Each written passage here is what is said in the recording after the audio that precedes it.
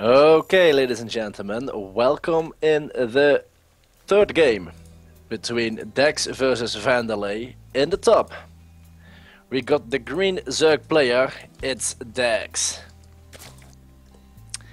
And in the bottom, we got our blue Terran player, it's Vandelay. Yes, and Vandelay is something with which involving a lot of crap.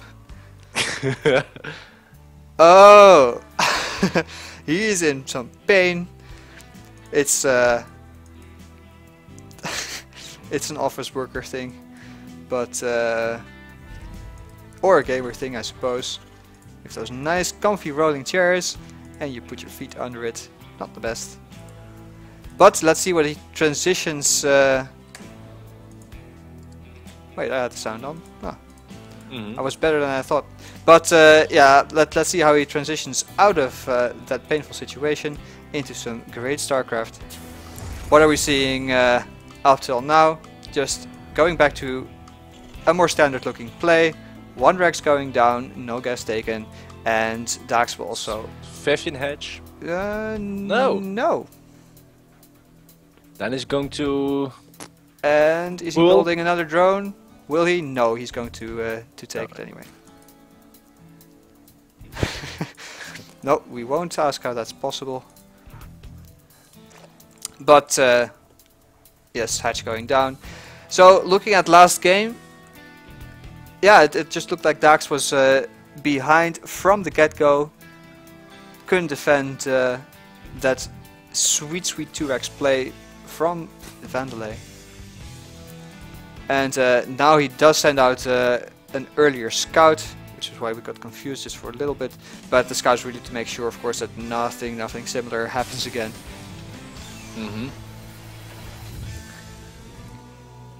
Yes, I think he wants to be safer than in the second game, where we got the bunker rush with the 2x. Yeah, the Overlord Scout was just a little bit too late for him, and the SCVs were already at his base once he realized what was going on. The Marines, of course, following very shortly after.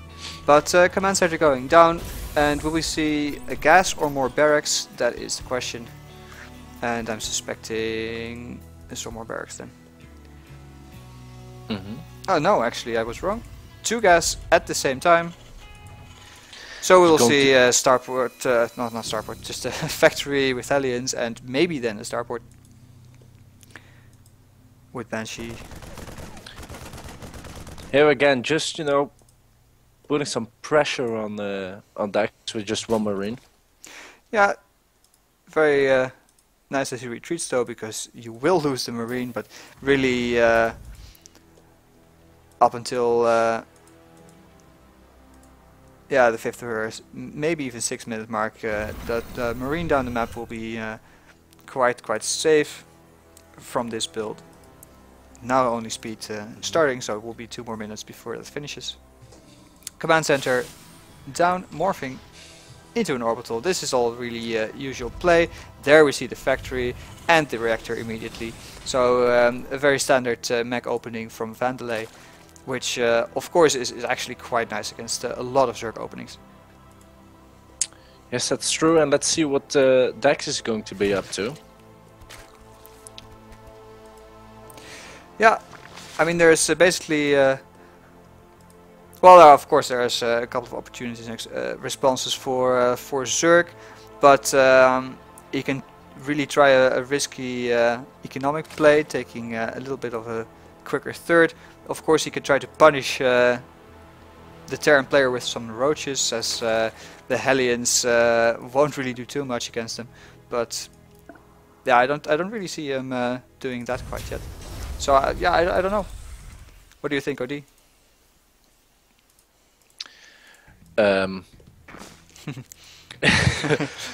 That sounds.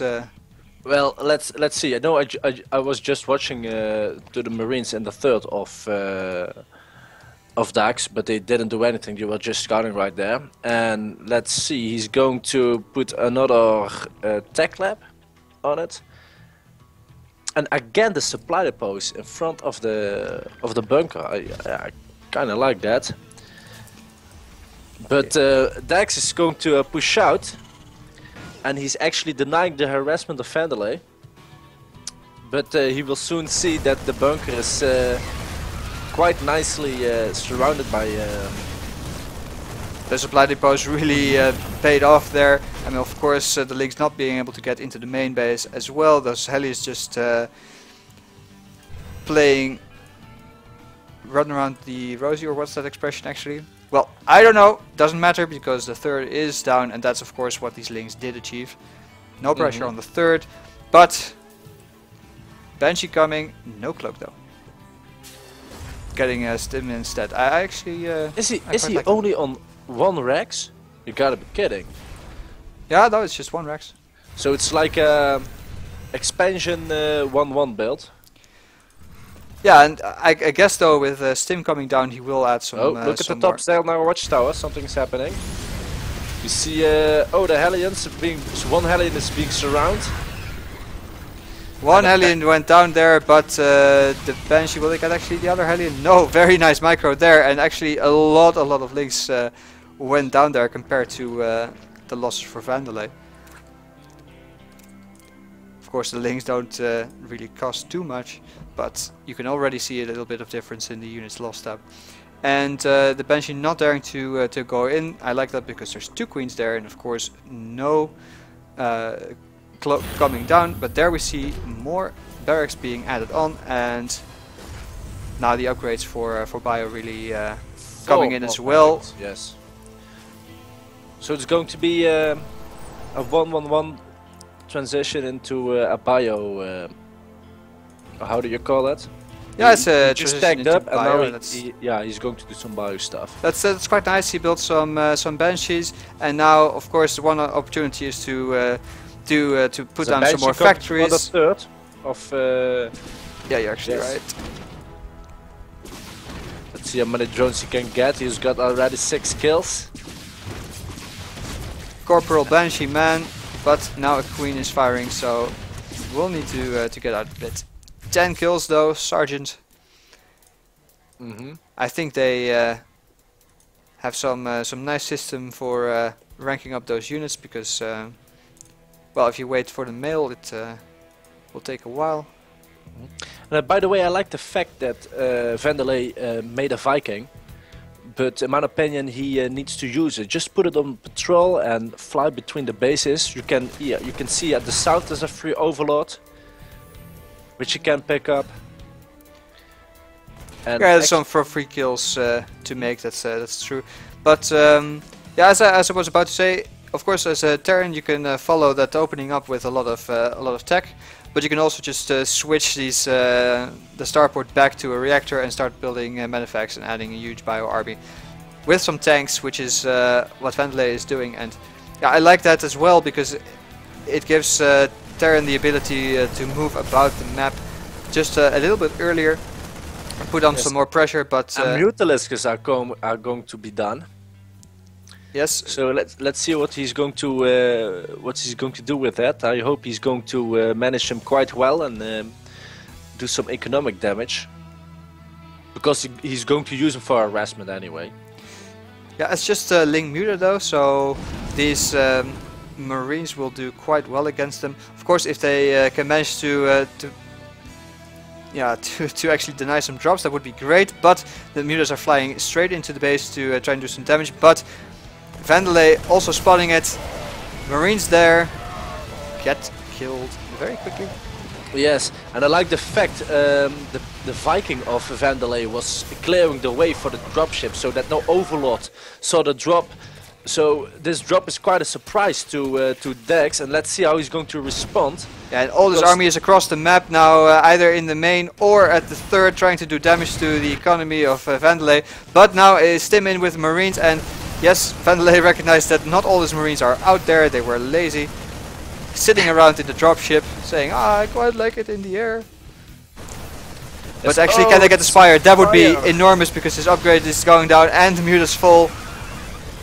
The Lynx not enough to catch this army with the support of the Manifex, but now everything streams in again, and the Spire is saved, but so much damage being done to look at the position of Vandelay right there. Did you saw that? Yeah, just behind the minerals and maximum damage there.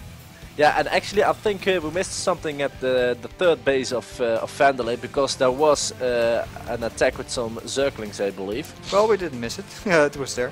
No, we didn't? Okay. Let's see, a small army is gathering here. Oh, there's going to be a lot of Banelings. 18 Banelings are being in the making now. Oh, will they kill it? That Banshee. 3 Banshee, yes, there it goes. And some tanks as well. 1 goes down, but some mutas die as well. Nice reaction time from Vandelay. Immediately pulling off his and stimming his marines. So there are like 51 marines and 3 tanks for Vandelay versus 9 Mutalisks and 18 Banelings and 39 Zerglings.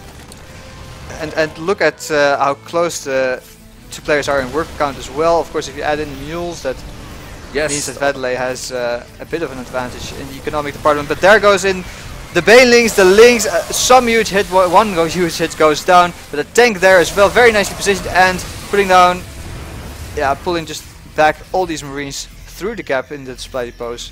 Very, very nice. Well, quite impressed about the unit control of Vandelay. Man, this guy knows how to roll.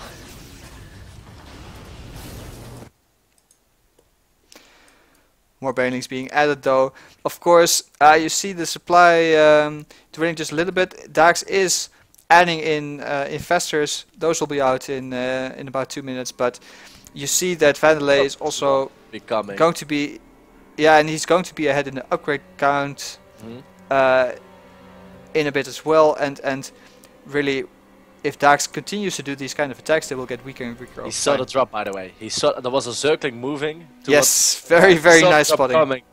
So he's going to intercept as well. He was quite lucky right there. Vandelay can, of course, just retreat because there's no infestors on the map yet, and he does. Very careful, and that's also what we saw in the second game as well.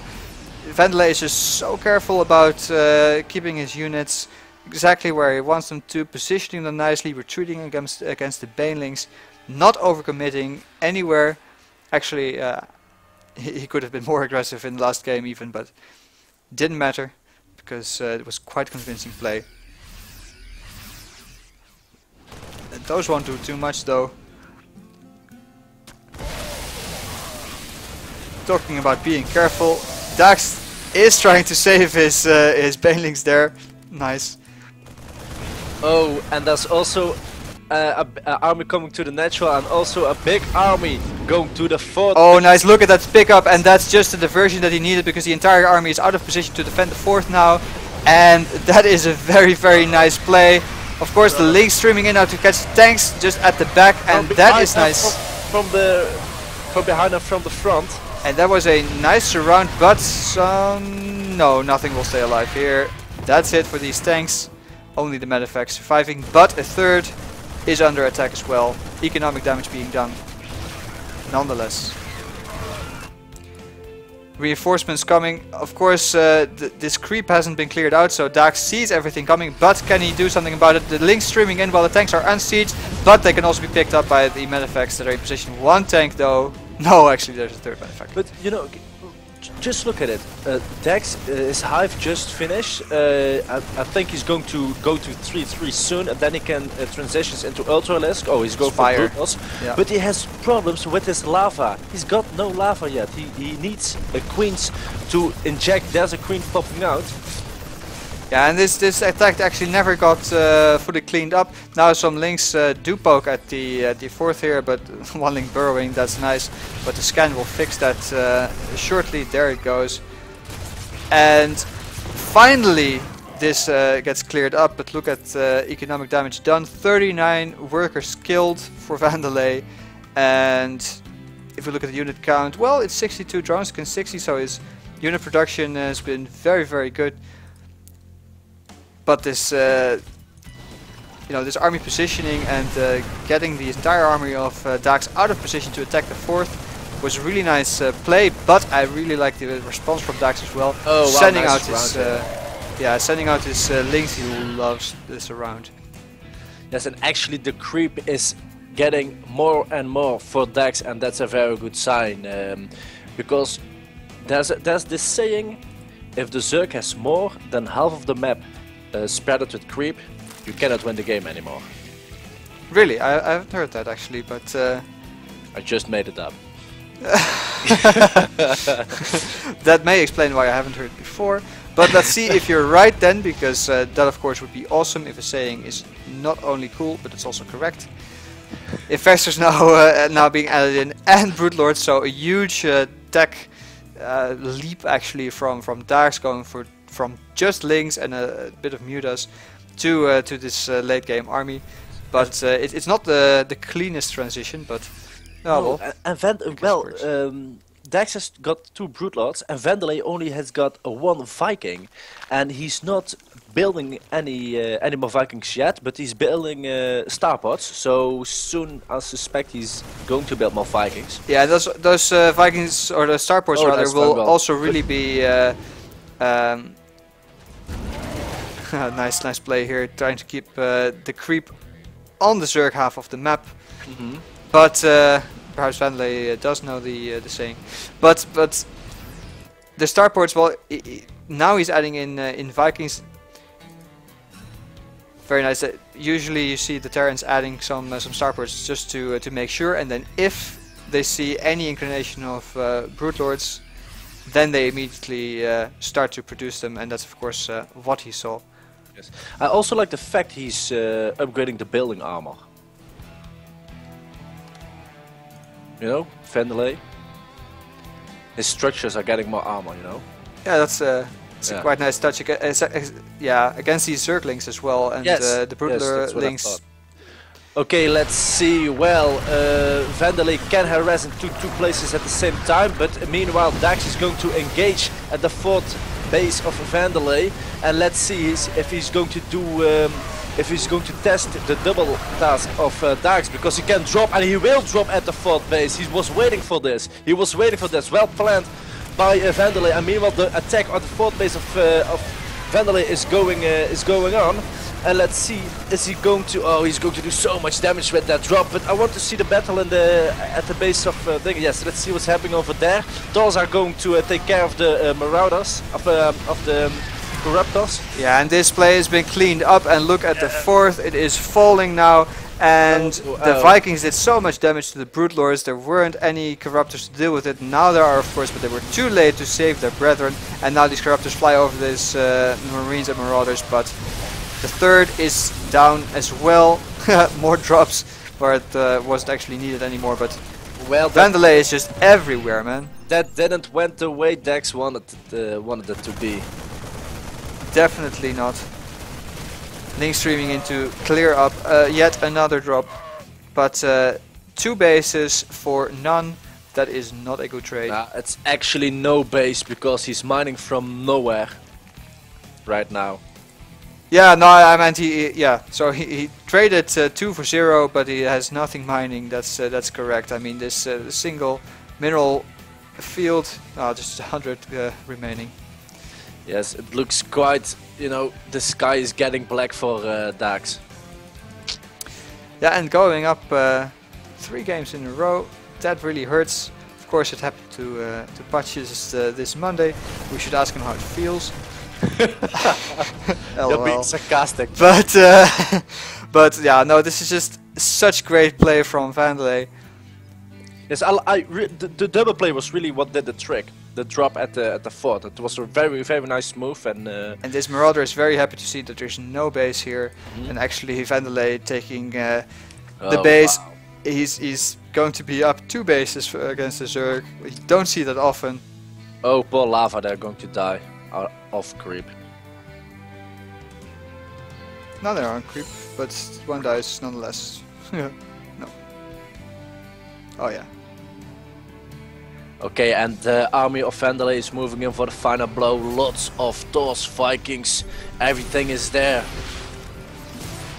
1 Marauder with a medevac, cleaning up the active creep tormers. Very nice. And again, just a cancellation on the 4th, and I mean, Oh, Vandelay doesn't actually have to clean up everything. He doesn't actually have to kill the Zerg if he can keep his bases mining and prevent the Zerg from coming down. But now we do see an engagement. It's all these corruptors against the Vikings, and the Vikings do a lot of damage. But the Lynx, they get in and they do a lot of damage as well. But it looks like with these stores, his army is going to survive. But so many infested swarms. Infested Terrans rather. And these corruptors were stacked up, so the Thors were thinking, yummy splash damage. But the Thors do go down now, and that means that the Broodlings can actually end up finishing this, but well played again. Daax realizing that he didn't have the necessary economy anymore, he needed to tap out. Too bad.